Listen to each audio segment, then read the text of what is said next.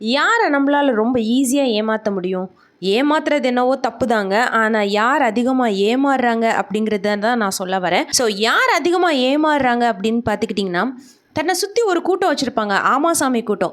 இவங்க என்ன பண்ணாலும் ஆமாங்க, சரிங்க அப்படிங்கிற மாதிரி ஆமா போடுறதுக்குனே ஒரு கூட்டத்தை வச்சுருப்பாங்க. ஸோ இந்த மாதிரி மனிதர்களை ஈஸியாக ஏமாற்றிட முடியும். நெக்ஸ்ட் பார்த்தோன்னா ஓவர் திங்கிங் பீப்புள்ஸ், அதாவது அதீதமாக சிந்திப்பாங்க, ரொம்ப சிந்திப்பாங்க, எக்ஸ்ட்ரீமாக சிந்திப்பாங்க. இவங்க சிந்திச்சே எடுக்கக்கூடிய முடிவுகள் எல்லாத்தையும் தவறாக எடுத்து வைப்பாங்க.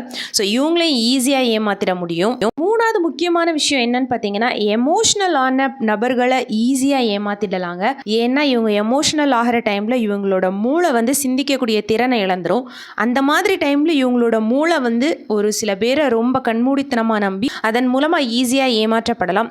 இந்த குறிப்பிட்ட 3 விஷயங்களை நீங்கள் அவாய்ட் பண்ணிட்டீங்கன்னா உங்களையும் யாரும் ஈஸியாக ஏமாற்ற முடியாதுங்க.